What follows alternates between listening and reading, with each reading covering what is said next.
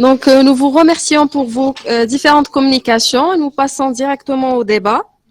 Donc, s'il y a des questions au niveau de l'assistance, s'il vous plaît. Donc, pour ma part, j'ai une question destinée à Dr Bouchisha.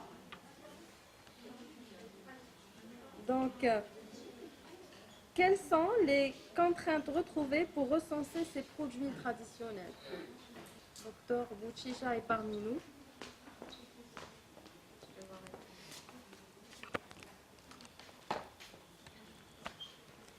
Bonjour.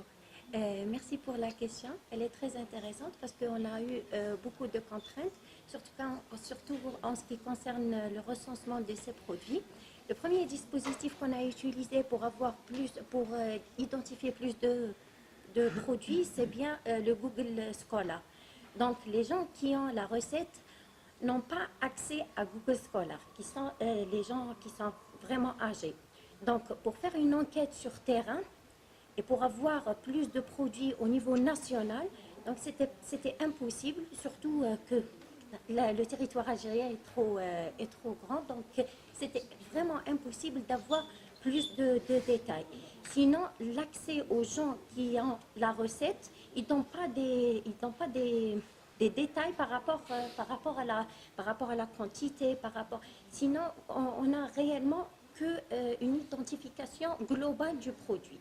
C'est la contrainte qu'on a eue pour recenser majeure pour recenser ces produits-là.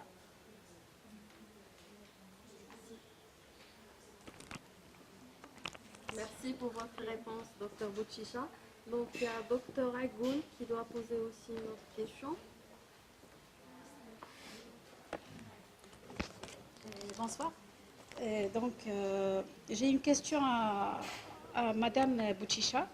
Donc, à travers l'enquête que vous avez faite, est-ce que vous avez trouvé d'autres types de viande ou préparations que vous n'avez pas évoquées dans votre travail? Et une deuxième question qui découle de la première. Donc, est-ce qu'il y a... est-ce que vous avez... est-ce que vous avez trouvé pendant votre enquête un produit? Je peux continuer? Un produit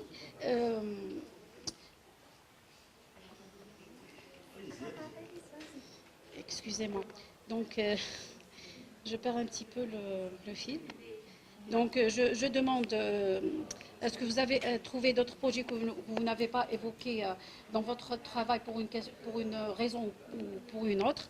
Et est-ce que vous avez rencontré un autre produit qui existait et qui s'appelle Shmal Rabia? Donc, est-ce que vous ne connaissez pas?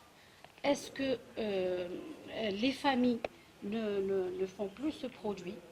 Ou, je ne sais pas, est-ce qu'il y a d'autres possibilités? D'accord, merci.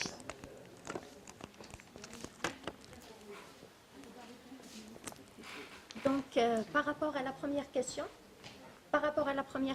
l'enquête a été faite en 2018.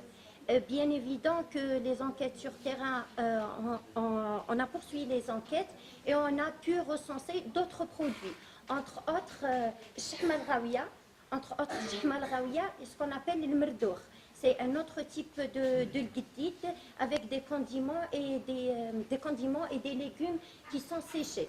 Donc, tout à fait, les enquêtes on poursuit toujours les enquêtes et on recense toujours des produits.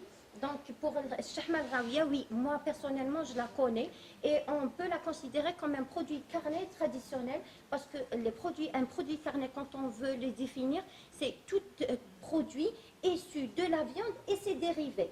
La viande comme chair et les dérivés, les os, le gras, les abats et tout. Donc tout ça, on peut les considérer comme produits carnés.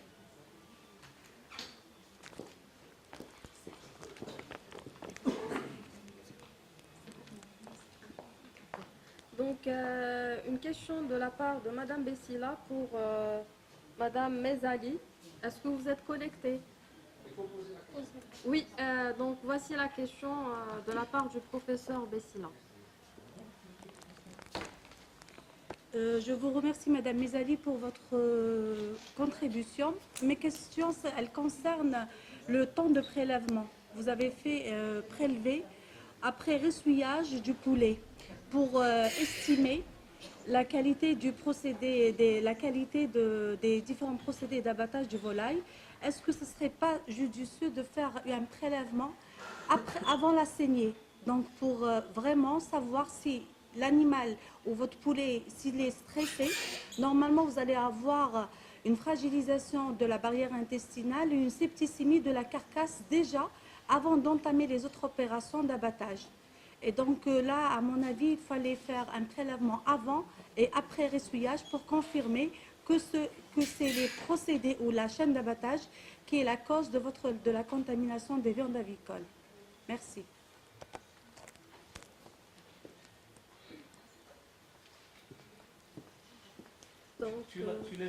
Donc voilà, je vous invite à répondre, Madame Mezali. Sinon, vous continuez sur Google Meet. Ah d'accord. Allez-y, Madame.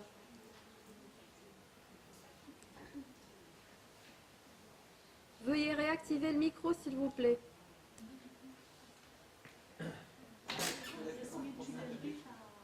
Oui. Donc, je vous invite à répondre sur Meet. Donc, ok, très bien. Donc, nous avons terminé avec cette session orale. Donc, nous vous remercions.